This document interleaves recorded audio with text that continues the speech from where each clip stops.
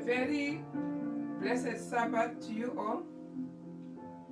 We are happy to meet again on this Sabbath to discuss present truth while we are sitting comfortably in our homes, enjoying discussion on the present truth.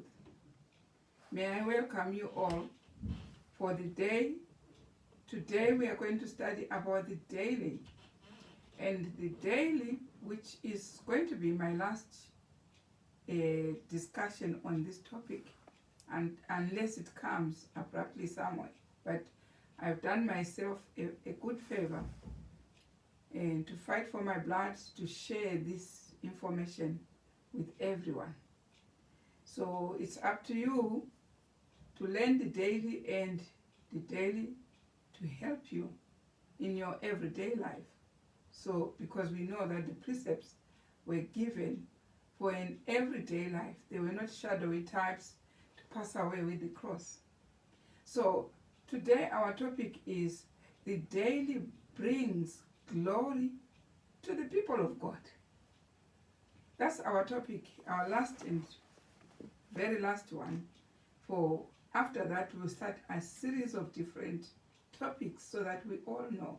When we approach the Bible now, we know how it was arranged according to these topics. Do you understand? So this is to enlighten everyone, open everyone's brain, so that when we now approach the Bible, we know we're approaching a sacred book which has been given to our salvation. Now we finished the topic on the daily to see how then it gave the proof that it gave glory or the presence of God in our life. Because in Malachi chapter 4 verse 4 to 5 it says, these statutes and judgments, which it says, remember them, for in the last days he will send Elijah with the statutes and judgments to bring the hearts of the fathers to the children, and the children to the fathers. So the daily, as it was seen in Patriarchs and Prophets, when the children of Adam, after they had been taken off the Garden of Eden, they came still at the gate of the Garden of Eden where the cherubims were. And what were they coming there for? For being united with their hearts of the fathers to the hearts of the children. So why do we have Elijah in the last days to bring these statutes to us, to unite us with God in the sealing process? God has united us with this ladder of the daily. That's why it was there throughout the whole Testament. We saw this daily, this ark, the daily. That's why the ark was there. The ark was there when the priest was conducting in the holy place the sacrifices he was conducting, taking the bread and wine. What was in the Holy of Holies? The ark. Why was the ark there? It was because of the presence of the Shekinah, of the presence of God, of the Holy Spirit was in the ark. And that's why the priest will conduct every day. He will conduct the daily and throw the blood on the veil which was separating the holy place and the Holy of Holies. And the Holy of Holies, there was an ark. And what was there in the ark? The statutes, the commandments, the judgments, all these laws, the 4 laws were there. And the presence of God was hovering on top of the ark.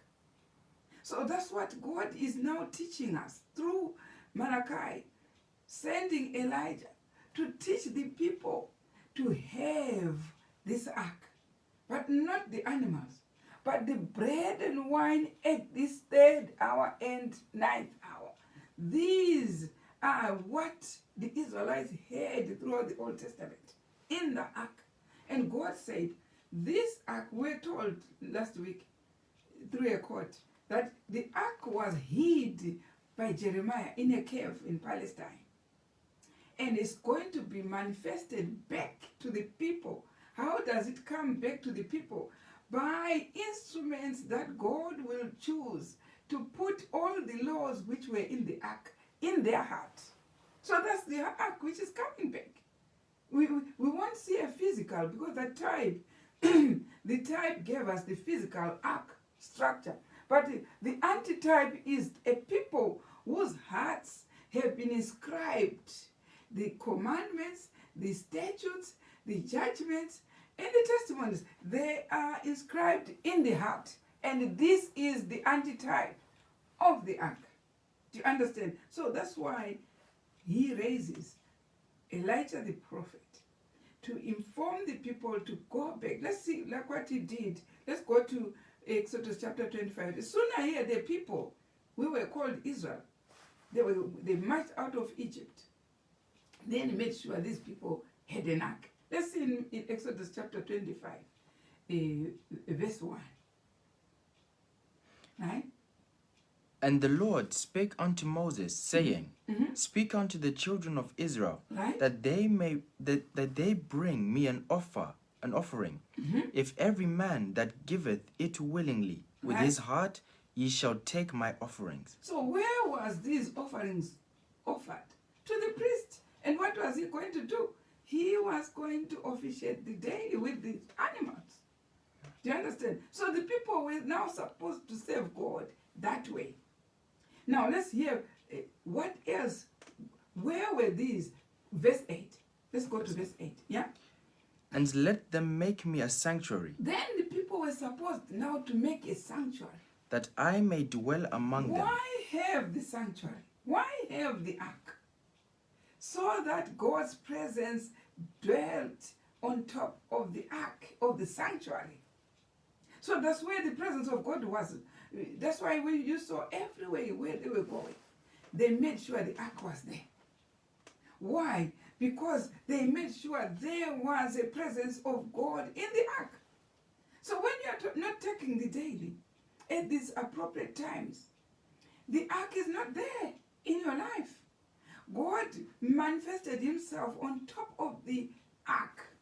So here he said, make me a sanctuary so that I may dwell amongst you. You see the reason why he was inviting Elijah the prophet. He was sending Elijah the prophet to inform the people about the daily, about the statutes and judgments. Why? Because that was going to bring the presence of God to the people, the hearts of the fathers to the people. How do we bring the hearts? By making that sanctuary. Because this is what Daniel saw, basically. He says, how long? Let's see the question of Daniel. Daniel chapter 8. This is the sanctuary he was asking. Let's go to verse 13 there. Chapter 8, verse 13. Right, let's hear. Then I heard one saint speaking, Right. and another saint said unto that certain saint which spake, How long shall be the vision concerning the daily sacrifice? So these are the saints which were speaking, and Daniel was hearing. These saints were angels who had seen the daily being taken away. And the ark of the covenant, which the people were practicing daily, was not there in the people of God. But there was a promise that this ark will be there. Let's hear the question first. Okay. How long shall be the vision concerning the daily sacrifice, Right? and the transgression of desolation, to give both the sanctuary Right. and the host to be trodden underfoot? This is the sanctuary he saw in AD 538 and 1798. Between that time that the people, the times of that daily was changed. Yeah, you understand? They did not take the time. They did not take the daily, but they changed only the time. Go and find out. They're still keeping it. But in wrong times, like it was with the Sabbath, it was the time to worship God. The day of God was changed, but was not taken off, but was changed to a wrong day. But here it's exactly the same with the daily, was taken into a wrong time. So the angels, the saint is speaking to another saint, saying, how long shall the vision of this sanctuary? Yeah? How long shall people worship without this sanctuary? That's the question. Now let's hear the answer. And he said unto me, Uh-huh. unto 2,300 days. Right. This is what these two saints were worried about. But they saw exactly unto 2,300 days what is going to happen. Then shall the sanctuary be Then cleansed. this ark will be brought back to the people. This is what we are now tackling now. We cannot meet God without tackling that question and bringing an answer which was already prescribed. Do you understand, brethren? So why are we saying the daily should be conducted? We are saying because it was prescribed, it was prophesied that it's going to be with the people of God. Never mind those who say, no, to everything. Don't worry about them. Worry about the saints of God. They are supposed to have this sanctuary. After 2,300 days, the sanctuary, which is the daily, should be back to the people. If those who changed it are still taking it, so why are you not taking it? Why are you not taking it? Because it was prophesied. This is a fundamental doctrine that is going to be brought back. The sanctuary part of it. Not only the times and laws, but the sanctuary, the daily, should be back to the people after 2,300. And this one we boldly say, because it's there in the Bible. So what actually should be back to the people? The times. One, the daily itself, the bread and wine. We still have the bread and wine to replace the lamb, which was being taken for the Lord's Supper. We still substituted to the daily. It was instituted by the Master himself.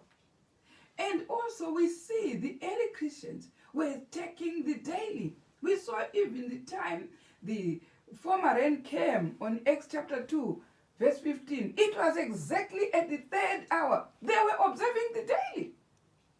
And also in Acts chapter 3, you see them going. Let's go to that verse. You see them going at the 9th hour in the temple. But where has all this gone? Let's read Acts chapter 1. Chapter 3, verse 1. Now Peter and John went up together into the temple at the hour of prayer, Right? being the 9th hour. That's the hour of prayer. They were going. Why were they going at the 9th hour in the temple? Ask yourself that question. It was not a Sabbath. Nobody said it was a Sabbath. But it was a practice within the early Christian church. At the 9th hour, they were going to take the daily. Even when you go to Acts chapter 2, verse 46, you find this is why they were educating the people to take the daily or breaking this bread. Let's hear verse 42 first. 42. And they continued steadfastly in the apostles' doctrine and fellowship. That was called the apostles' doctrine. And fellowship. And fellowship. Right? And in breaking of bread. Right? And in prayers. Right. So how is this doctrine? You know, some people preach and say they were breaking bread, meaning the bread which is leavened in the house, which we take for food. No, this was not food. This was a doctrine, something to do with religion. Do you understand? They continued to break this bread daily. And it was called the doctrine of the apostles. It was a new doctrine. How? Because God had now instituted it to the disciples without the killing of the lambs. So what was left after Christ died, the lambs was taken off. But what was instituted? The bread and wine daily. They were doing steadfastly daily in this doctrine. Yeah, so that's why we saw in Acts chapter 2, on the day of Pentecost, when the Spirit was received, it was exactly on the time of the third hour of the taking. Let's go to Acts chapter 2, verse 15. What time did the Spirit come? Let's hear. Huh? For these are not drunken. Because Peter said, people who did not know were laughing and saying, oh no, they are now drunk. Because they had taken wine. That's proof enough. And Peter said, no, they're not drunk.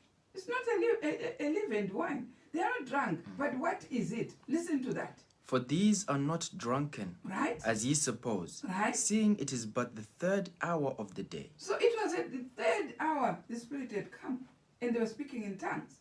So you see, this is the doctrine of the early Christian church. Don't tell me it was nailed to the cross, because it was way after the early Christ had died and gone back. It was on the 50th day after the cross. That was the day of Pentecost. So where has all this gone? Daniel chapter 8, these two saints had prescribed that these were going to, the man of sin who was going to come, because these disciples, they took it was AD 31. So the man of sin hadn't come. The man of sin came in 538 to 1798. That's when he twisted the times of the day. So why Daniel 8 was saying, then this sanctuary was taken off in the dark ages, 538 AD to 1798. Actually, the year it was taken off is 508. So when it was twisted, he saw the people of God worshipping without the day. That was, the other saint said, no, unto 2,300 mornings and evenings. Why would he count mornings and evenings? Because that's where the sanctuary was, in the 3rd hour and in the evening, in the 9th hour. That's why the Bible clearly says mornings and evening. Why? Because God said, let them make me a sanctuary so that he visits 3rd hour and 9th hour. I may dwell with them. Where was he visiting? Through the Holy Spirit, which was on the Shekinah, on top of the ark. That this has to be back to the people. We cannot hop in the cloud without bringing it back as it was prescribed in Daniel chapter 8, verse 13 to 14. It has to be with the people. Those who are the people of God are the ones I'm talking to. I'm not talking to those who don't want to be the people of God. No, those who want to be the people of God and progress as it was prophesied. Those are the ones. Elijah the prophet is raised to make sure they have all the truths of the time. Did you hear that? Now here, let us, you were reading verse 8. Go to verse 40. Verse 40. Exodus chapter 25. Right? Verse 40. Yeah, 40. And look. Look, listen, it says, make me a sanctuary so that I may dwell. But we want to see exactly the specifics of that. Verse 40, yeah? And look, right, that thou make them after their pattern, which was shewed thee in the mount. So because when Moses was on the mount, he was shown a pattern in heaven of how the day is conducted in heaven. So this sanctuary he's making has exactly to be a copycat of the original, where Christ today is officiating, conducting the daily, like these priests who were conducting the daily. But instead of bringing the blood of the animals, he brings his own blood in that pattern above. Did you hear that? Now, God is specifically saying, what you are going to make exactly as what I've shown you. So, brethren, you see what is in heaven? The daily. The pattern with the priest's head is there. It's not nailed to the cross. It's there now. It's better off because instead of the blood of the bulls, it's the blood of Christ. But it's a more distinct daily, which now uses the blood of Christ. So the daily wasn't nailed to the cross. That's why it was promised unto 2,300 days. It shall be brought to the people. Because in 1844, the people should now start taking the daily according to the pattern. The pattern which was shown to Moses. And you see people saying Moses' laws all were nailed to the cross. There is a pattern there. There is a pattern. The feasts which were being kept by this priest, they are there in the pattern there. So whatever Moses did was a type of what is the pattern there. Because this is exactly how he built the sanctuary, according to the pattern which was shown. This is what we are being told by Exodus chapter 25, verse 40. Make it exactly according to the pattern above. So the children of God will be led by what the pattern shows above. Did you understand? We don't live a lazy life now because Christ has died. But we are now into a higher pattern, more than what it was before he died. Because those who lived in the Old Testament, they only depended on the blood of the bulls. But we are in the New Testament, we have the blood of the pattern, which is there, which is exactly according to what Moses was, and the pattern is a copycat. Did you understand, brethren? And here, that's why he raises Elijah the prophet in the last days, so that he fulfills what these angels, the saints in Daniel 8, verse 13, 14 has said. Right? If you want to meet Christ without this daily, you are fooling yourself. You are fooling yourself, because the pattern, that's why you should read and understand Daniel and Revelation. If you don't understand these two books, you will miss the mark. That's why it says, blessed are ye when you read these books, for the time is at hand. The blessedness is those who read those books and understand them are blessed. Why? They are in the book of life. This is the blessedness, which is more than blessedness, to be found in the book of life. This is why God pronounced a blessing to these two books. Because they will understand what God has put for us to live on this earth, or to be sealed, and how we should conduct ourselves so that we have our hearts connected to the hearts of the fathers above. That's the pattern. Yeah, you understand? They ask those who lived in the Old Testament, they wouldn't survive without the daily. They can't. Yeah. They wouldn't ask them if there was chance to talk to them when they are alive. When they come, when we meet them in the kingdom, they'll tell you that you're joking. You are kidding. You can't live without these two times. You are kidding. Not even anyone in heaven and earth.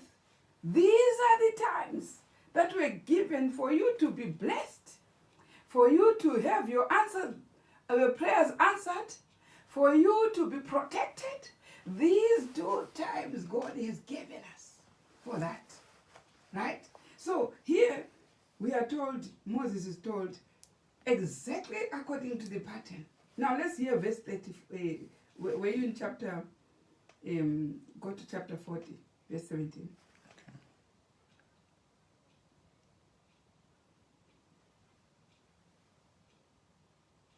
17. When you are talking about the daily, brethren, you are talking about heaven itself. Right? Why would the devil target the daily? The sanctuary? How long shall it be trodden down? How long? Why would he go straight to the sanctuary and also change the festivals and change the 10 commandments? Why would he? That's where your faith is hanging upon. Now, listen to Exodus chapter 40, verse 17. And it came to pass in the first month of the second year, on the first day of the month, Listen to that. that the tabernacle was reared up. So it is basically on the first month of what?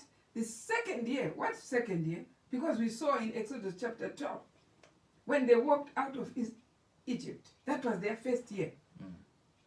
And God allowed them after the first year, first to receive the 10 commandments and the statutes and everything, received them on the third month. Now, after that year, it was the second year. The Bible is telling us clearly. Second month. Repeat that verse. Okay? And it came to pass in the first month, Right? in the second year, Right. on the first day of the month, Did you hear it was that a the new moon? tabernacle was reared up. It was a new moon of Abib, which is the first month. So, do you see God's appointed times are used for valuable purpose? on the first day of the second month, that was a new moon. What happened? Listen, what happened on that day? That the tabernacle Right? was reared up. So they started to construct this tabernacle on the new moon of the second year, on the first month. Why would God wait? You saw what happened in the first year. On the new moon of the first year, what happened? Go to Exodus chapter 12.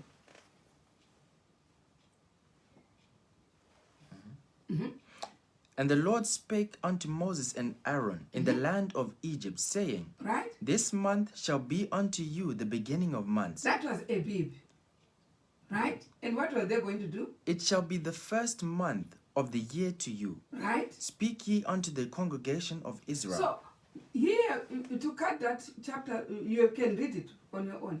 On that first month, which is Abib, of the first year they went out, they are being instructed to take the animal and kill it on the 14th day and put the 3 signs, the 3 seals on the doorpost. On the 15th day, on the 14th day at even, that is your Lord's Supper. This is what they are being told. Do you understand? So they had to do their supper, or supper which was called Passover. Passover lamb.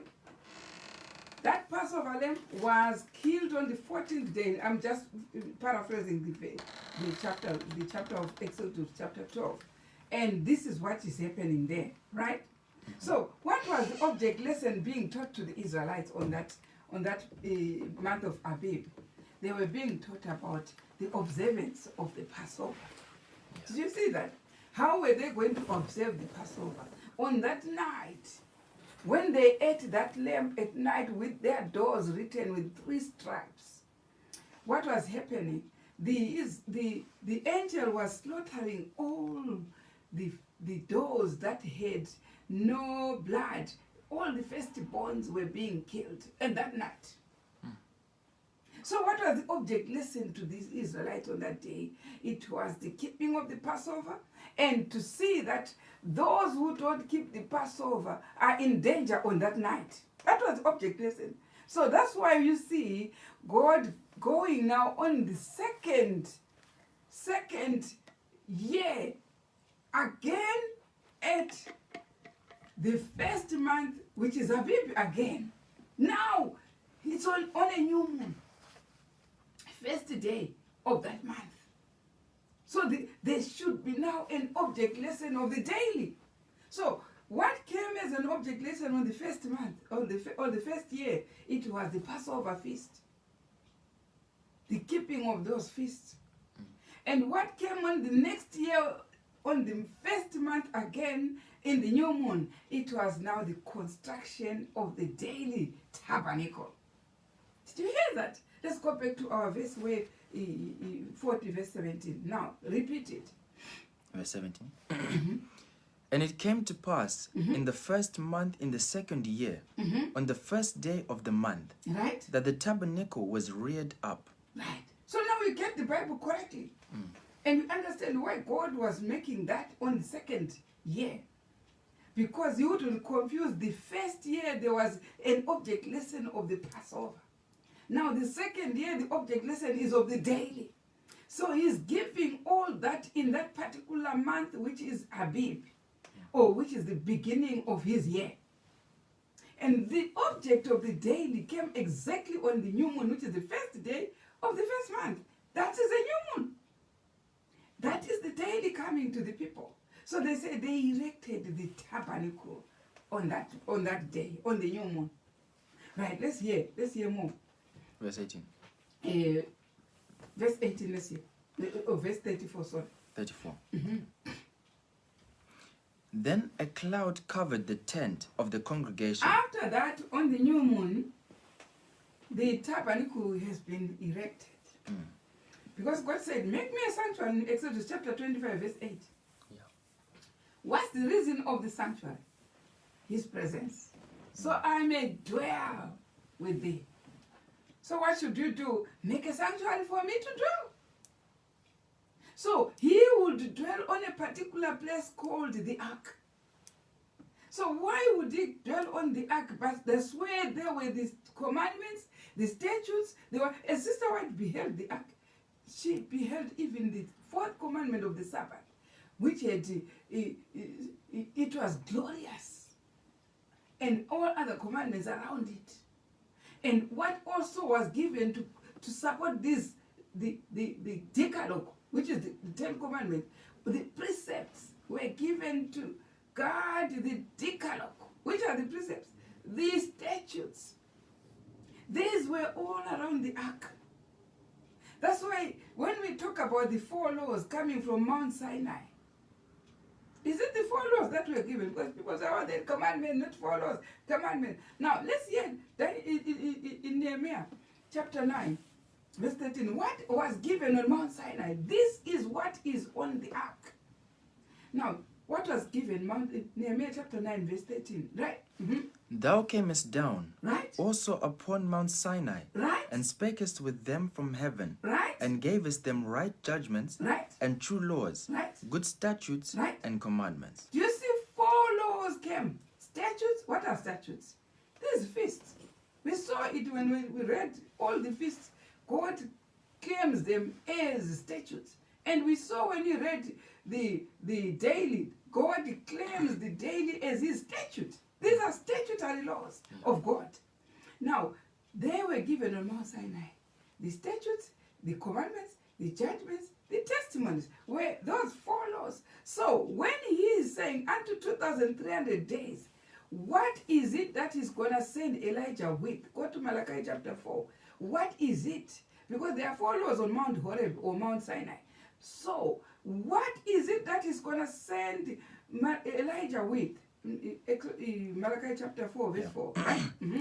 Remember ye the law of Moses, my right, servant, mm-hmm, which I commanded unto him in Horeb for right, all Israel, right, with the statutes and the judgments. Which ones particularly? Statutes the statutes and judgments. Mm. Did you see him not mentioning the commandments? No. Mm. The testimonies? No. Why not mention them? Because people are already accepting them. Yeah. People accept the commandments. They accept the testimonies. But they don't accept these other 2 laws, the judgments and the statutes. So God is saying, now, when I send Elijah, it's because people are not keeping these 2 laws, statutes and judgments. He sends somebody to make sure the people will keep also these 2 together with those other 2 they are accepting. What happens when he sends these 2 laws? Remember, he start from that verse 4, right? Mm-hmm. Remember ye right, the law of Moses my servant, mm-hmm, which I commanded unto him in Horeb for right, all Israel, right, with the statutes and the judgments. right. Behold, I will send you Elijah the prophet before the coming of the great and dreadful day of the Lord. Right. And he shall turn the heart of the fathers to the children, Right. and the heart of the children to their fathers. So what will turn the hearts of the fathers to the children? These 2 more laws. That's why people are accepting only 2, which is commandments and the testimonies. But God doesn't come. God doesn't manifest. You pray for somebody to heal somebody. You won't heal. Why? Because the other 2 laws that bring the hearts of the fathers to the children are not there. So that's why all those things, when we say, where is that? Where is the power which was in Elijah? Where is the power which was in the disciples? When you say, remember, Lord, you know, in Shona they say, Dino Dari, Mire Moto, Raka Peñera. You call for this power which was with other saints. You can't find it. Why? These other 2 laws have not been combined with the other 2 that you are accepting. When they combine, then these laws, these 2 laws, now they are 4, they invite the presence of God. There is no way you can take the statutes, which are the feasts, the festivals, and the daily, they are statutes.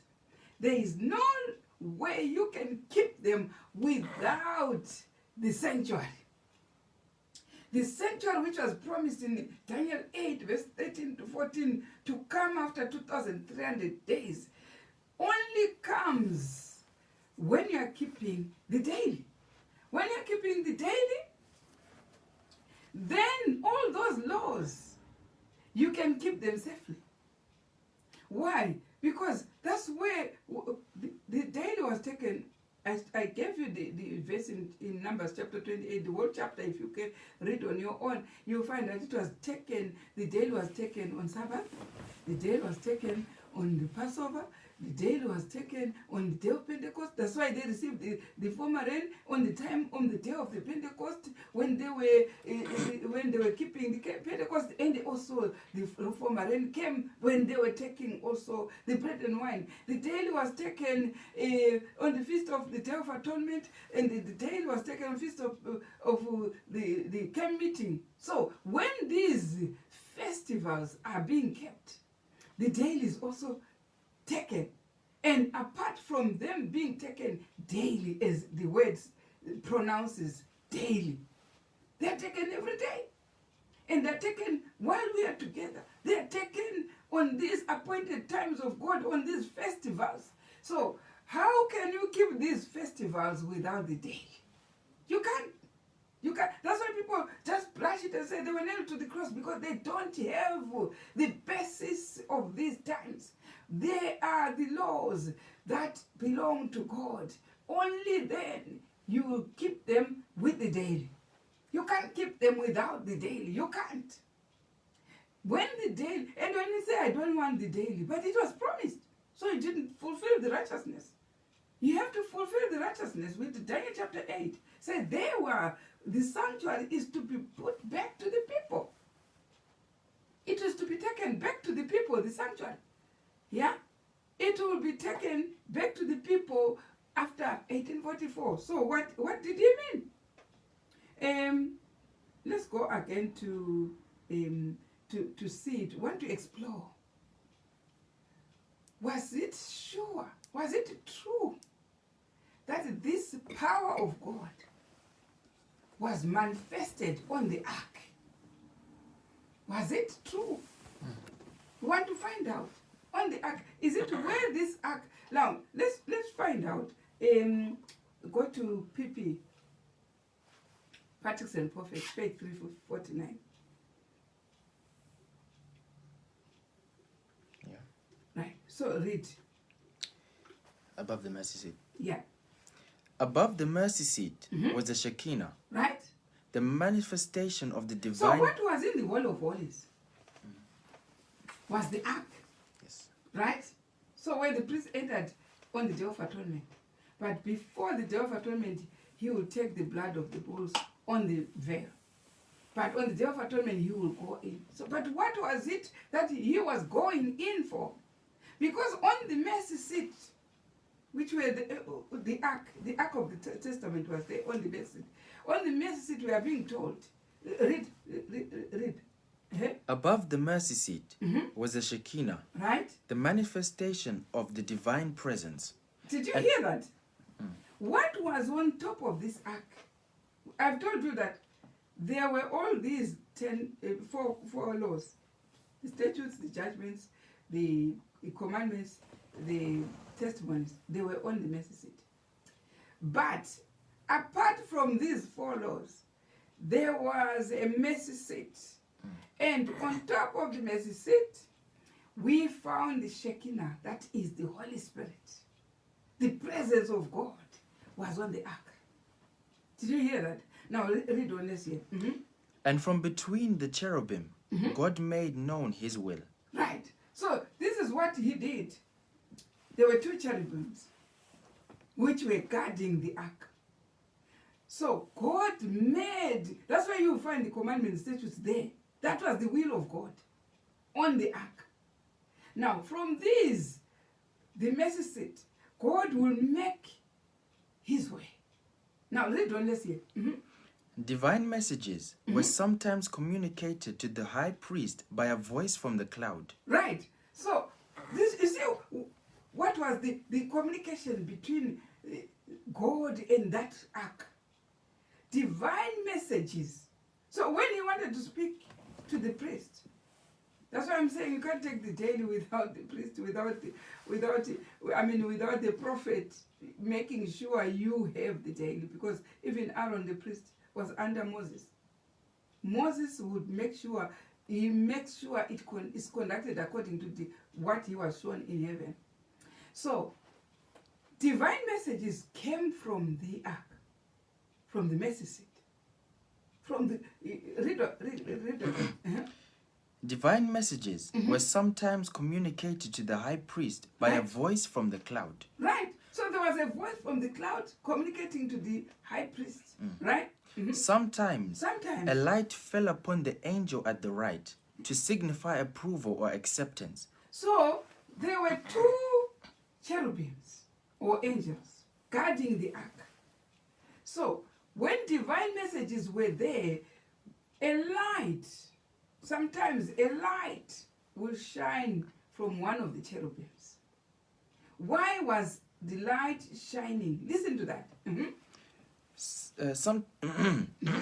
Sometimes a light fell upon the angel at the right Right? to signify approval or acceptance. So when the priest wanted a request to do something for the people of God, the light will shine. It was like in another book, it's described like a fluorescent light shines from one of the cherubims. And that signified God has approved. Do you see what was happening there? It was on the ark. It was on the ark conducted where the priest officiates in those two times, morning and evening. 3rd hour and 9th hour. Anything he will request, the message will be from the cloud to the priest, and the priest will utter the message, and the cherubim will have a fluorescent light to say God has approved. There was no connection with electricity. That was how God worked with the people in the Old Testament. Through the times of the daily. These are the times where the priest was officiating. For example, we want to take for example, one priest, Zachariah was father to John the Baptist. Let's go to Luke chapter 1. Go to Luke chapter 1 and see what happened there. Right, start from verse 1. Okay. For as much as many have taken in hand to set forth in order a declaration of those things. No, I want where he says there was a man called Zachariah. What verse there? Verse 5. Verse 5, yeah. There was in the days of Herod, Right. the king of Judea, Yeah. a certain priest named Zacharias, Right. of the course of Abia, Right. and his wife was one of the daughters of Aaron, and her name was Elizabeth. So we know he was a priest. Yeah. Right? And they were both righteous before God, He was a righteous priest. walking in all the commandments and ordinances of Right. the Lord blameless. Right. And they had no child because They had Elizabeth no child. was barren. So if he had no child and stayed with a woman who had no child, what do you think was his major request? Child. For a child. When a man marries, the very first thing he's looking forward to is to have a baby. We have somebody to call him father. So what was the main request from Zachariah? I want somebody to call me father. Now read on, let's hear. We know his request. If you are told he was barren from the marriage they had, all that is telling your brain that these people urgently needed a child. Did you hear? But he was a priest, very pious priest, and he had a request. Listen to that. And they both were now well stricken in years. And they are now old. But now he's going to say, I'm going to die without seeing any offspring from me. Do you understand? It's so urgent, that request. And it came to pass Right? that while he executed the priest's office before God, Hang on. When do we execute? When were they executing the priest's office? 40 times. Third hour, ninth hour, or the time of the incense, morning sacrifice, evening sacrifice. This is what they did by officiating a priestly service, right? And it came to pass that while he executed the priest's office before God in the order of his course, Right? according to the custom of the priest's office, Right. his lot was to burn incense when he went into the temple of the Lord. Right. So he has gone in the third hour to burn incense, or maybe it's the ninth hour to burn incense. Otherwise, apart from these two times, you wouldn't find the priest there in the holy place, right? And the whole multitude of the people were praying without at the time of And incense. the people were told in Patrick's and Prophets when the daily was being conducted, the people were around the ark, around the sanctuary, also meditating for their sins. Now the priest is officiating in the temple, in the sanctuary. Listen to that. And there appeared unto him an angel of the Lord standing on the right When side. did this angel come? Time of incense. Now, why is the angel coming? God promised, this is the time I will sanctify the priests. I will visit you. And at that very time, I will also sanctify the congregation. But what time did the angel come? When he was officiating his priestly work at the third hour or ninth hour, whatever. Those two times, right? And there appeared unto him an angel of the Lord standing on the right side of the altar of incense. Right? And when Zacharias saw him, he was troubled, Right? and fear fell upon him. Right. But the angel said unto him, Fear not, Zacharias, for thy prayer is heard, Right. and thy wife Elizabeth shall bear thee a son, Right. and thou shalt call his name John. Right. And thou shalt have joy and gladness, and many shall rejoice at his birth. When was the needed request granted for the son called John? And that hour, and that hour. And when you hear people say, I was healed when I took the daily, don't think they are playing funny. The angel came to heal them, to accept their request. Or the light from the cherubim shone at the appointed time when the request should be granted. Did you hear that? Now, there's no mystery, there's no funny, what you call, like, what these witch doctors do, you know? Spell. Or spell, which is cast or whatever. No, it's biblical. It is biblical. This is what happened to this man who was looking for a son. As old as he was taken. You know, sometimes the miracle happened to Abraham. He was told he was going to have a son when he was 99. And Sarah laughed. Why would Sarah laugh? Because that was a miracle. At her age, she wasn't expecting a son anymore. So this old man called Zachariah has gone to his old age looking forward to having a son. But one of the days, the angel comes when he's officiating at the third hour to grant that petition. I've heard even many people who said they were looking for a child for many years, but when they started taking the daily, they were pregnant. What happened? What happened? It is the same granting of requests which was done to the people in the Old Testament and is still continuing until today. Yeah? Today, we still have that. Where is that strength which was in the saints? As we see, that Elijah had, that Moses had, that Paul had, that the early Christians have. Where is it? Keep all these 4 laws, commandments, statutes, judgments, testimonies, and the daily. That will bring the Shekinah glory to your presence, and it unites the hearts of the fathers to the children, and all the requests are granted. Did you hear that? It's nothing, it's no spell. It's biblical way. How they were officially, how they were conducting themselves in front of God. God gave them, give me a sanctuary so I can dwell. So I can answer all your pleas. People are living a life where they are asking here and there, asking and praying, saying, my prayers haven't been answered, my prayers haven't been answered. But let me tell you that the prayers were answered. The prayers were answered.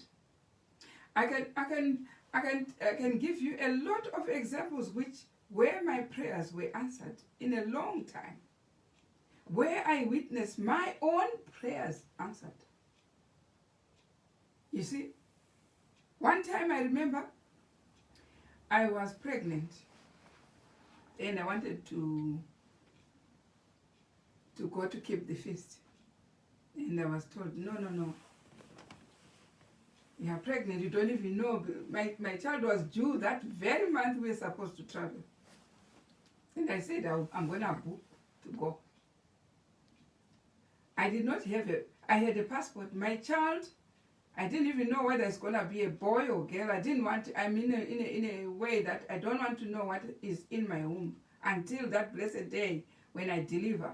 I will see whether it's a boy or girl. I don't know. I want that to come as an experience, as a surprise when I actually behold the child. So I didn't know which gender the child was. But the hazy thing was, I did not have a passport for the child. And it's going to be born on the time I have to fly with that child. And I was living in a country very far away from Jerusalem. So I prayed to God, I honestly want to go. I want to go. But God gave me a very, very big test. Because the child was born on the very month I'm supposed to travel. And I was thinking the child was going to be born earlier. But the child was born on the month I was traveling. So it was like somewhere like September. So I was expecting the child to be born about August, and then after that, the child would be strong enough to travel. But God tested me. And with our colleagues, they were all saying, are you really sure you're going to go? Are you sure you're going to go? I said, I'm going to go. And it came to pass that the whole month of August, I'm expecting the child. He wasn't born. I didn't even know his name, whether it's going to be a boy or girl. I didn't have these neutral names which can apply to both sexes. I didn't have it. I only wanted one name. I won't name it because the child will hear that I'm talking about him. But I applied to go with the child, and I called by the name when he was in my... I didn't know it was a girl or boy. So when it came to the time, now it's in September, and we're supposed to fly on the 25th of September. And I'm still pregnant. Come 1st September, pregnant. 2nd, pregnant. And other people were panicking who I was traveling with, because when we applied for the visa, we had like 9 people who were supposed to be like a group. So they can't be offered also the visas because they can't see the other 9th passport. I hadn't, because the passport will need a picture. The passport will need a date of birth. I can't. But then they know we are 9, but they can't see the other 9th person. And people are saying, no, you know what? We need to travel. You just take yourself and the baby out of the group. I said, I won't take myself. I'm going, and the baby is going. And they said, give us the name. And then I gave the name. It was a baby boy. I gave the name of the boy. Then it came on the 4th. Came on the 5th. Now it's basically 20 days left. Then, on the 5th at night, I just said, I think this child should be born. And I went to hospital, nearby hospital, and I told the nurses there that I must deliver this child. But they said, you are not in labor, so how are you going to deliver?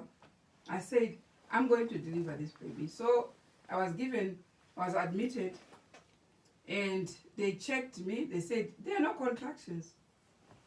Then I said, are you sure there are no contractions? They said, yes. And they said, actually, the baby is transverse. When you are a midwife, you know, when it's transverse, it's no delivery at all. It's got to go for a cesarean section. So I was listening to the anesthetist talking about me on the phone, saying we have to prepare for the cesarean section. It's me being sent to theater for a cesarean, and I'm thinking, after this cesarean section, I have to stay 7 days with the stitches, and it is going to qualify me. It will qualify me, disqualify me for the trip. I have a ticket for the child. I have a ticket for myself, and I'm waiting for this baby to be out so that I can send the picture only and the date of birth. I went to the bathroom. I closed the bathroom. I knelt. I wept to God. I said, God, I need to go. And I knew I poured out to my God. Basically, 20 days left for me to go. And if it is a faith which would fail, we'll just cancel the trip. But there was money involved. I bought a ticket, and I bought a ticket for the child. So, when I went to my bed, all of a sudden, I heard a sound. The waters, you know, when you are when you are pregnant, there are 4 waters. They call it Shupa and Shona, isn't it? The 4 waters, they broke. Bah! And I also was scared because it looked like a bomb. Bah! Like that. And the waters had broken. All of a sudden. And I screamed, ah! Like that. The nurses came running. They came running. What is it? Okay, stop. Just breathe. They also did not know I was in labor. I also did not know I was in labor. Then let's check. Don't push. You know what they do when you're in labor. Don't push. Let's check what is happening. How is the 4 waters? The 4 waters are broken. Normally they are breaking when the baby is coming out. Oh, they are breaking. Sometimes when you are somebody who has delivered before, when they break, the baby follows. So they were now scared. Don't push, please. Don't push. So they checked. And they said, oh, you know what? You're almost delivered. So they had to conduct a delivery. The baby was out. Just like that. One time I was in pain. After that, the waters broke. I was in pain, but the baby was following, was out. What happened? God answered my prayers. And when he answered the prayers, I was really happy. I phoned my husband. I said, I've delivered. He said, what? You're joking. You are not in labor? I said, I don't know what happened. I delivered. So I come now. When I am discharged, what I want is to go to the passport office to take his passport. That's my next thing. So I went home. I was still, every woman who has delivered knows what I was going through. I was still in pain. And the baby is still very young. But I need to take the passport. So I took the passport. But how do I take the passport? Because so many people were taking passport. You need to book, you need to do this. But we drove straight to the passport office. Yeah? When you drove to the passport office, right? There were so many people in the queue. I have this baby who is 1 week old. I can't stand. And at the same time, this baby is a boy. When the baby is a boy, we'll need circumcision on the 8th day. It was barely on the 7th day. I had booked the circumcision for the baby in a different town. But now here I'm struggling. The baby has to have a passport. So came a lady A lady just said, what? Just saw the hairs of the baby and said, what? What is this baby doing here? Come now, follow me. That was the angel. The lady made sure the baby, all the details have been completed, and you are out of the office within 30 minutes. And I knew I finished there. So instead I said, but we are traveling, give me a travel document. So I got a travel document so that I sent it where they were waiting to put the visa. So that travel document, I was safe and sound. And I was saying, I'm finished with that, but I hadn't started. Sorry, it's a long testimony, but it will tell you God will answer the prayers. Now we are rushing for the baby to be circumcised. We went straight, and the baby was circumcised on the 8th day. Now the snare is, I've finished the circumcision, I've finished the passport, I've even had submitted a travel document, so what is remaining is for me to gain my strength back to be ready for the traveling date. So, but when I arrived home, the visa office phoned me and said, we don't accept travel documents. There we are again, at 0 point. I think they had to phone me when we were only left with 1 day to fly. What would you do? The passport didn't come out. I had a travel document. And the travel document had been denied. And I have a ticket. The baby has a ticket. I need to fly. In my heart, I told myself, I'm gonna fly. But let me tell you one thing. My God works in those situations. When we have no other way of escape. That's when he works. And I knew my God works. So we drove straight to the passport office. I phoned the embassy, they told me that travel document, we can't. So it was morning, we are flying the next day. I'm there at the passport office. I said, please, I was begging them, please give me the passport. And they said, we have to wait. Okay, if you want us to make it an emergency, there is a box somewhere, go and search in that box and find the application papers that you wrote that day. And the baby is there, the father is holding the baby. I'm the one now supposed. And I tried to take the box on top to put it down. No, you don't put it down. They've got information for other people. You take with your hand on top there and check. Imagine. I spent the whole morning. And the lady at the embassy was phoning me. You are getting late. We close at 12 o'clock. And I'm flying tomorrow. And it was somewhere about 11. She's phoning me that they close at 12 o'clock. And then I said, okay, we're still coming. We're coming with the passport of the baby. But I don't know where I was going to get the passport. I don't know. There was 1 hour barely left for them to close. As I was doing that, there's somebody who came and said, I want an emergency passport for a minister who is going for an important meeting somewhere. And then the lady who was serving me said, you know what, can't you feel pity for this woman? Take her papers, but she can't see the papers. So I don't know how you can, she's flying tomorrow, but the passport for the baby, she doesn't have.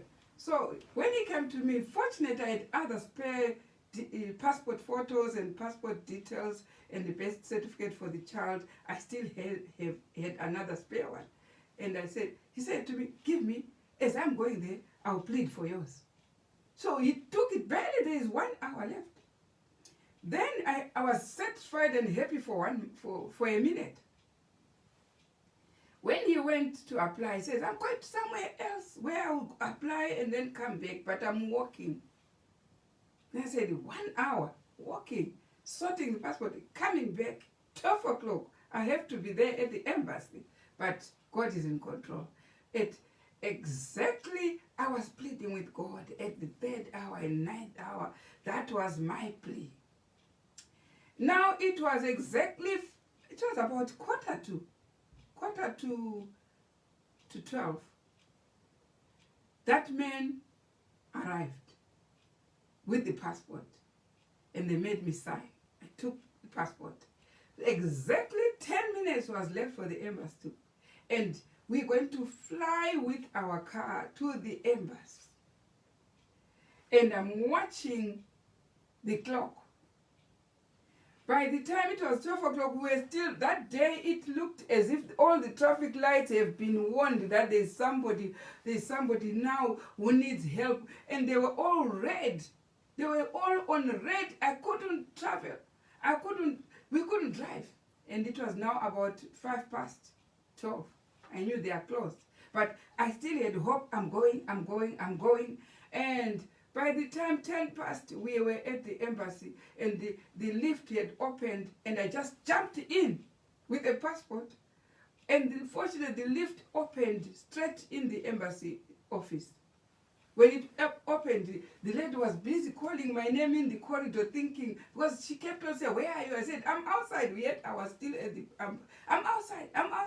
But by the time I arrived there, she was now walking around the corridors looking where exactly I am. And then I found the lady. She took the passport. This is how we went. Does God answer prayers? That's my question. Does He answer prayers? Keep the 3rd hour and the 9th hour. You enjoy yourself with God. I could have sat down with you and told you exactly how many miracles He has done with these appointed hours. You will enjoy. You pray for anything, He comes. He responds. That's the God I am worshiping, who said, "Make me a sanctuary, and I will visit you, and I will stay with you in the sanctuary." And the sanctuary is you partaking the daily, you keeping all the appointed times as He has designed them, and you will enjoy the presence of God. Now let's cruise. Let's continue for some time and find out. We have the Israelites when they walked out of Egypt. And remember, when they walked out of Egypt, we want to see how they walked out of Egypt. We have seen how it works with the people in the Old Testament. We have seen how it worked with the Zacharias when he wanted even his son. Now let's see what was happening when they were walking out of Egypt. Go to 1 SP, which is Spirit of Prophecy, 399.2, where it starts as 4 heavenly angels. That's what I want. Yeah. 4 heavenly angels always accompanied the ark of God in all its journeyings. Did you hear when they were going out? The very remarkable point was the ark. And Sister White tells us they were 4. If I was going to mention that ark which we read in Exodus, the quotation we wrote from 3:5, it said there were 2 cherubims accompanying the ark. Did you hear? But when they walked out of Egypt, there were 4. Why then there were 2 when the priest was officiating? But here we are being told there are 4. Who were these other 2? We know this is the place where Christ was on the right side, because Moses has been told that do it according to the pattern you have seen above. So who was on the right side of the ark in heaven? Christ. And who was on the left? It's Lucifer, before he fell. Those were their official places. But when he fell, who took possession of his place? It was Gabriel. Gabriel, who is Gabriel? We have Gabriel the archangel and Gabriel the Holy Ghost. So the Holy Ghost is on the left side and Christ on the right side. But who are these other 2? The other 2 is Christ is called Michael. As Christ, there is Michael. But he's got his own personal angel, which is Michael the archangel, is on the other corner. And also Gabriel has her other personal angel who is called Gabriel, the archangel. So these two have personal angels. That's why when they guard the movement of the Israelites, there were 4 angels, heavenly angels, mighty angels, guarding the ark. When they were seeing that manifestation of these 4 angels, it was a cloud by day and fire by night. But what was it actually? So the children of Israel, what they were seeing was the cloud. And the at night, what did they see? The fire, the pillar of fire. But exactly what was it?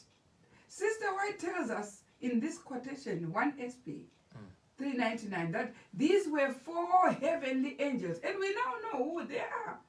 Christ and Gabriel, the Holy Ghost. And then Michael, the archangel, and Gabriel's personal angel. So these are the 4 holding the ark when the Israelites marched out as a movement. Do you understand? Now, read from that quotation. Let's hear. 4 heavenly angels. 4 heavenly angels always accompanied. Okay, 4 heavenly angels always accompanied the ark of God in all its journeyings, Right? to guard it from all danger and to fulfill any mission required of them in connection with the ark. Right. We heard how the priest would hear the message from the cloud, which was the pillar of cloud, pillar of fire or cloud. So the priest would hear the message and also speak to the ark, but the cherubim will flash the light to say your request has been granted. This is the setup of the first movement, Exodus movement. The ark was there. Why would the ark be there? Because it had the statutes, the commandments, the judgments, the testimonies, and what else? The daily was performed by the priest. So that whatever movement they were having, they were in accordance with what heaven is granting. Did you hear that? Now, hear what happened. Read on. Jesus, the Son of God, Right? followed by Jesus, the Son of God, followed by heavenly angels, Right. went before the ark as it came to Jordan, Right? and the waters were cut off before his presence. Right. So what was happening when Moses was beating the Red Sea with the rod? This is the setup which was accompanying Moses. Did you hear that? Now, read on this here. Christ and angels stood by the ark and the priests in the bed of the river. Right. So who was there with the ark? Christ himself. With these angels. His archangel and Gabriel, which was called the angel of the Lord. Christ and the angels stood by the ark and the priests in the bed of the river. This is what parted the river, the Red Sea. It was parted by the presence of Christ with the angels, with the ark. This is the setup which was in front of the Exodus movement. Now, read on. Christ and angels attended the circuit of the ark around Jericho. Now we hear about the walls of Jericho. When they walked, the Israelites were told, when you walk around Jericho, you will be quiet. So they walked every day for 7 days. On the 7th day, they walked 7 times. Now we are being told exactly what was happening there. Christ and the angels attended the circuit of the ark around Jericho. So the angels were there, still there, with the ark, when they were moving around Jericho every day. And what happened on the seventh day? After the seventh round, the walls of Jericho tumbled down. But what was the setup which made all that successful? This setup of 4 heavenly angels, including Jesus Christ, was there. Yeah, I've been there. I've been to Jericho myself, and I've seen where all this sin happened. I've been there. Yeah, I've seen it. Right.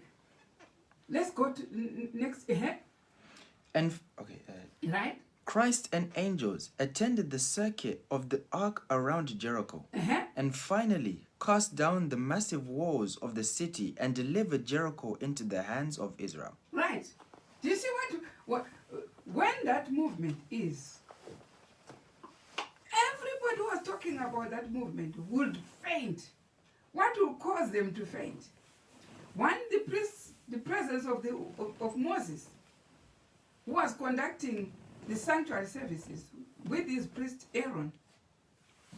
And 2, the presence of these. When we say the presence of God is invited when you partake of the daily, you see what happens. Who comes when you are attending the daily? Who is there? This scenario. When you're talking about the second Exodus movement, this scenario occurs. They are freely hovering around you when you are partaking the daily. Do you understand? Now, let's see. Go to the 1SP 399.2 and go to point 3. Let's hear more about that. When Eli, right? When Eli, yeah? Where you are reading in the estate. Okay. When Eli was high priest, right? He exalted his sons to the priesthood. Right?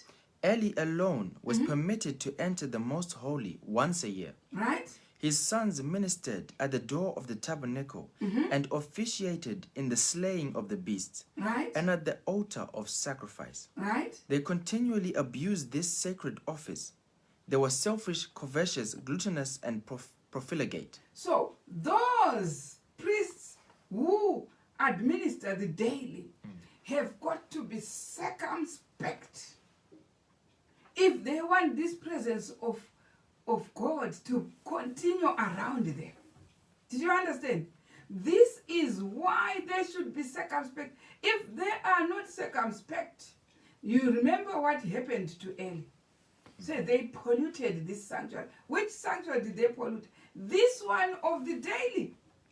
And what happened next, you know exactly what happened next. Now, when it was pronounced to Eli through Samuel, when he was 3 years old, when you remember Samuel at night, he heard about 3 times the voice of God, thinking it was Eli waking up. Is it you? Is it you? It was this sanctuary that Eli had polluted until Samuel answered God and said, your servant is listening. And then God gave Samuel the message that go and tell Eli he's going to die. Why? This is the sanctuary that Eli polluted. Do you understand? So it needs a highly circumspect priest. This is the sanctuary. It makes sure you are upright, and if you are not, it can also kill. Let's see what happened in the time of David. David had this sanctuary again. Remember David, when the ark was taken, he was told by God to go and get the ark because he knew the secret. All the secret was with the ark. Right, let's hear. All right. Which book is that? It's Eternity Past. 511.3. 511.3. Eternity Past. Right, let's hear. Now that David was established on the throne. Now, remember David now was picked by God, was anointed by God. Now he's on the throne. Next, what is it? For his throne to be so magnificent, so strong, what was it? Listen to that.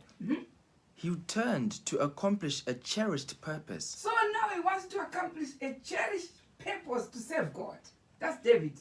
to bring up the ark of God to Jerusalem. Now, the very first thing to accomplish the work of God, he makes sure the ark is brought to Jerusalem. Right? It was fitting that the capital of the nation should be honored with the token of the divine presence. So the capital of the nation was supposed to be honored. So you see, the daily is an honor, brethren. It was supposed to be honored by the presence of God. Right? But when they came to Nachon's threshing floor, Uzzah put forth his hand to the ark of God and took hold of it. Anybody unworthy to partake the daily should make. That's why the Israelites, before the daily, they partook the daily, they would all have consecrated prayers to make sure they are worthy to partake of the daily. Right? So, but Uzzah here was doing a good job, but because he was not upright in the heart, the ark wanted to, tip over, and Uzzah tried to help it. Listen to what happened. Listen to that. But Uzzah put forth his hand to take the ark of God and took hold of it, for the oxen shook it. Right. And the anger of the Lord was kindled against Uzzah, and God smote him there for his rashness. Straight away, like he did the sons of Eli. Because they were not worthy, they were abusing the sanctuary. They were all killed. But now here Uzzah wants to do a good thing. When you see something falling, you have to hold. But he forgot one thing. His heart was not good with God. It was not upright. So God smote him straight away. Do you see the presence of God was on the ark? On the ark, it's only the presence of God, and the priest who has searched his heart and confessed all the sins. This is what is required on the daily. Now let's hear. Terror fell on the rejoicing throng. So people who are busy, the ark is bad, singing praises to God. They hear Uzzah has been struck. David was greatly alarmed, But David said, what? And his heart questioned the justice of God. Then he says, the justice of God. How can you, when somebody is trying to hold the ark, and they started to question God? Listen to that. Why had that fearful judgment been sent to turn gladness into grief and mourning? So why is God killing somebody who is doing a good job of making sure the ark did not tilt over? So he started questioning God. Listen to that. Feeling that his own heart was not wholly right with God, David feared the ark, lest So some David sin. also said, I also have something in me which I haven't confessed. I'll also be distracted. Lest some sin bring judgments upon him. Right? But Obed Edom But there was a man called Obed. welcomed the sacred symbol as the pledge of God's favor to the obedient. All Israel watched to see how it would fare with his Somebody household. just come back. The king, David, is now scared. Uzzah has been struck dead. But Obed said, let me take the ark. Did you hear that? Right? Listen, we want to see the effect of having the presence of ark in you. Right? All Israel watched to see how it would fare with his household. Right? And the Lord blessed Obed Edom So all and Israel all his said, household. hey, this one is risking his life. Where Uzzah has died. Even David has forsaken the ark. This one, where is he coming from? They are all beholding Obed to say, Obed has got the guts to take what has killed everybody like that. So Obed took the ark and went with it home and continued to be right and upright with God with the ark. Listen to that. And the Lord blessed Obed Edom. But God now did not do what he did to Uzzah, to Obed. Did you hear that? What did he do? Because he was upright. And he made sure all that he knew, he confessed. He was holy for God and kept the ark. But the presence of the ark made blessings come to Obed and the whole household. Did you hear that? Now, repeat that sentence. And the Lord blessed Obed Edom and all his household. Right? David was led to realize as But never then before. people were watching, want to see. One day he's going to die like Uzzah. But instead, they had physical evidences that God is now blessing this guy. Look at David now, he's watching Obed being blessed. Why? Because he's got the ark of the covenant of God. Right? And David was led to realize as never before the sacredness of the law of God and the necessity of strict obedience. right. Now, what is David learning? That Obed who took it is strict with the law of God. The evidence, when you are strict with the law of God and the statutes and the judgments, this is what God can do to you. Bless you together with the whole family, the whole clan, because you are strict. Repeat the sentence. Listen. David was led to realize as never before the sacredness of the law of God and the necessity of strict obedience. Right. So what did I say the ark contained? The ark contained the commandments, the statutes, the judgments, the testimonies.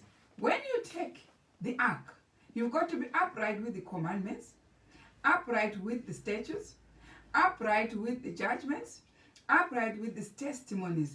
Otherwise, you cannot hold that ark which has got all those 4 laws. When your laws, you are not upright with them. Do you understand? So this is what David noticed. That this man who has taken the ark is upright with all those laws. And this is what can happen when the ark is on you. It will bless the whole household. Now let's hear more. At the end of 3 months, Right? he resolved to make another attempt to move the ark, Right. and he now gave earnest heed to carry out the directions of the Lord. Then he is now drawn to say, the ark belongs to me.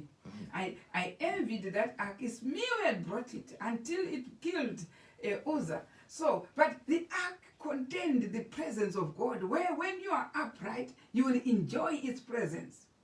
But when you are not upright, you are not careful with the way you live, the ark won't be any good for you. You understand? Now, let's hear another scenario again. Let's go to 1SP 404.3. 1SP Spirit of Prophecy. 404.3, right? Spirit of Prophecy, Volume 1, right? Let's hear another scenario. The Philistines. The Philistines were triumphant because they had, as they thought, the famous God of Israelites, Right. which had You see, remember what they had done with the ark? They defeated the Israelites, the Philistines, at one time, and they even took their what? Their ark. So now we are being told that the Philistines were triumphant when they took the ark. You understand? These were not the people who were supposed to have the ark. But they defeated the Israelites, and top of that, took even their ark. And Israel, to be left without an ark was a pure insult. Because they don't have the presence of God. So the Philistines, when they defeated them, they said the only thing we can do to make sure that they've been totally defeated, take their ark. Now they've taken the ark, which I said, when you are not upright, that ark will play miracles with you. Let's hear. They took the ark of God to Right. Ashdod Right? and set it in a splendid temple made in honor of their most popular god, Dagon. Right. And they placed it also by the their side. own god called Dagon. And then they took the ark of God now to go into the temple of Dagon. You understand? Now listen to that. And placed it by the side of their god. Right? In the morning, the priests of these gods entered the temple, and they were terrified to find Dagon fallen upon his face to the ground. To the ark only. I told you what was accompanying the ark. The 4 angels. 4 heavenly angels are there. Have been put in front of Dagon. Did you hear that? They came their priests, the Philistines priests, came in the morning to the temple. They found chaff all over. It was their god.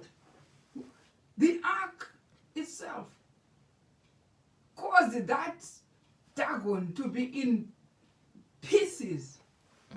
So what was happening there? Do you see the strength which was coming from the presence of God on the ark? Did you hear that? Now let's hear more. Let's hear more. In the morning, the priests of these gods entered the temple, and they were terrified to find Dagon fallen upon his face to the ground before the ark of the Lord. Right? They raised Dagon and placed him in his former position. So they took Dagon, was on the ground there. Their God. Don't know why people will worship gods that are on the images. I don't know. They love them.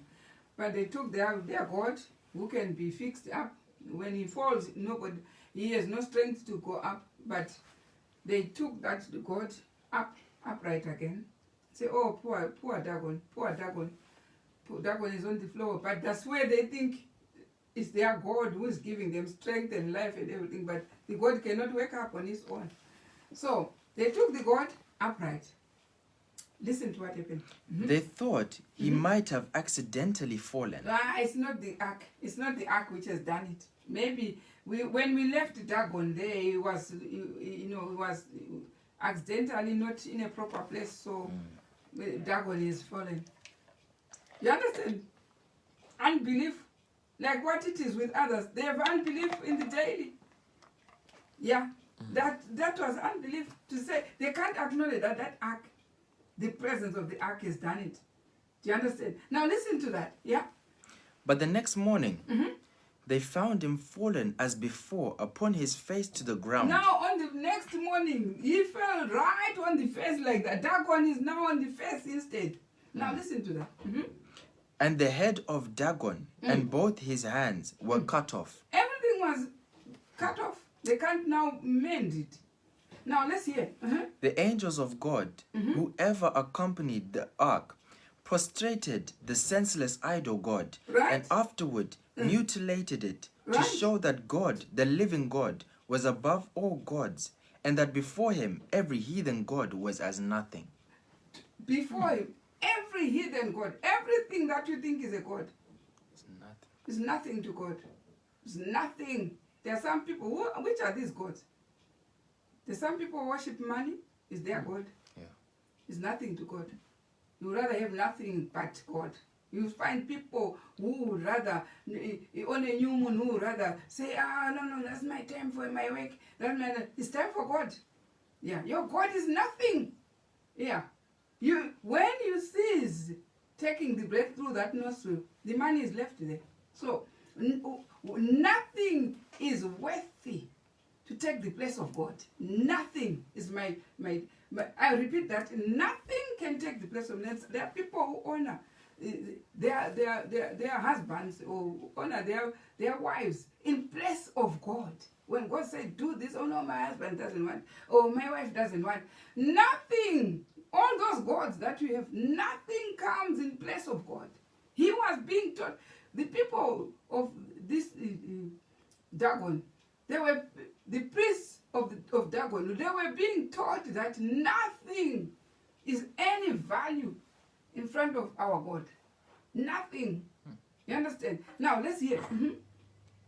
The heathen possessed great reverence for their god, Right. Dagon. Right. And when they found it ruinously Mutilated.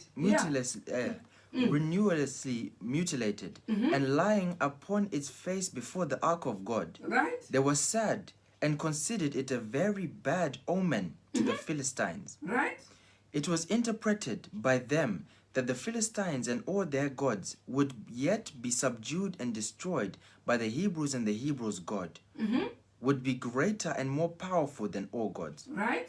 They removed the ark of God from their idol temple and placed it by itself. Right. So they have to know that this thing that we have is powerful. Even our God, which we are reverencing, is taken. So you can see, brethren, what effect is there in the sanctuary, which was promised that unto 2,300 days shall the sanctuary be cleansed. And it's for sure those who will embark on the daily, that's the sanctuary being brought to them, you will hear all these stories and you can't believe. and think people are making a show out of nothing. But let me tell you one thing, they are enjoying the presence of God in their midst. You and I cannot afford to miss this, having the presence of God. Why do you want to pray lip service without the works that God has promised? That when he brings Elijah in Malachi 4 verse 4, Elijah the prophet, he will bring the hearts of the fathers to the children and the hearts of the children to their fathers, so that God will abide in our presence. When we meet dear problems of this time, we know for sure where we should run for life, where we should run to have protection, where we should run to have blessings, where we should run to have anything that wants to threaten our lives. We have a sure promise of the last day. The present truth of Malachi 4 verse 4, Elijah the prophet to come and renew all the old parts. The old parts to come back on after 2,300 days. Enjoy again once more with our God. May God bless you. May God bless everyone who is keeping the daily. May He strengthen you and give you confidence in the work of God, confidence in confiding with God into any problem that creeps on your way. God bless you.